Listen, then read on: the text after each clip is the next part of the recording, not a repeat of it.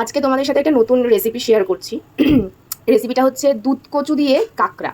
আর এটা হচ্ছে কচু, যেটা কেটে আমার মা হচ্ছে এখন কড়াইতে সেদ্ধ করতে দিয়েছে নুন দিয়ে। আর কাঁকড়াটাকে হচ্ছে ভেজে রাখা হয়েছে। এটা হচ্ছে কাঁকড়া, দেখো কাঁকড়াটাকে ভালোভাবে মা ধুয়ে নুন হলুদ দিয়ে ভেজে রেখে দিয়েছে। এটা দিয়ে হবে হচ্ছে আজকে মানে কচু দিয়ে হবে, দুধ কচু দিয়ে কাঁকড়া। এখানে কচু হচ্ছে আমার মায়ের সেদ্ধ করা হয়ে গেছে। এবার চলো রান্নার প্রসেসটা তোমাদেরকে দেখাই যে কিভাবে করা হচ্ছে রান্না। তেল গরম হয়ে গেছে, এবার এর মধ্যে দেওয়া হলো গোটা জিরে, সঙ্গে তেজপাতা, কাঁচা লঙ্কা, একটু নাড়াচাড়া করে নেবেন ফোড়নটা।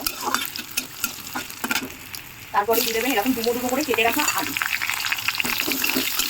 একটু আলুটা যখন ভাজা ভাজা হয়ে আসবে তখন এর মধ্যে দিতে হবে লবণ আর দিতে হবে হচ্ছে হলুদ। প্রথমেই কিন্তু আলু দিয়ে লবণ আর হলুদ দিয়ে দেবেন, একটু ভাজা ভাজা হয়ে আসলে তারপরে লবণ আর হলুদটা একটু নাড়াচাড়া করতে হবে।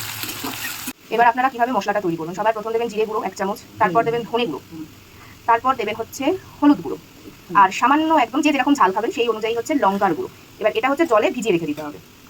এই হচ্ছে জল দিয়ে একটু ভিজিয়ে দিলাম। যেই মশলাটা ভিজিয়ে রেখেছিলাম সেই মশলাটা হচ্ছে আমি এই আলুটার মধ্যে দিয়ে দিলাম। এবার এটা হচ্ছে কষানো হবে। এবার হচ্ছে এর মধ্যে দেওয়া হবে ভেজে রাখা কাঁকড়াগুলো। এবার এই কাঁকড়ার আলুটা হচ্ছে কষানো হবে।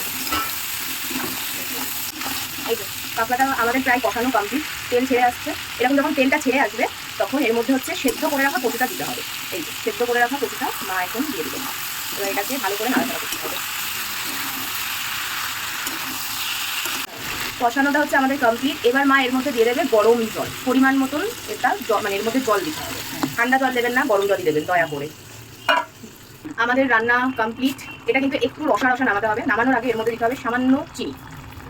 চিনি দিয়ে দেওয়া হলো এর থেকে। আমাদের দুধ কচু দিয়ে কাঁকড়া রান্না কমপ্লিট। ডান। এই মায়ের কাঁকড়া দিয়ে কচু কমপ্লিট রান্না। আচ্ছা, এই রান্নাটা তোমরা যদি কেউ খেয়ে থাকো বা কারোর বাড়িতে যদি এরকমভাবে রান্না হয় কাঁকড়া, তারা অবশ্যই আমাকে একটু জানিও।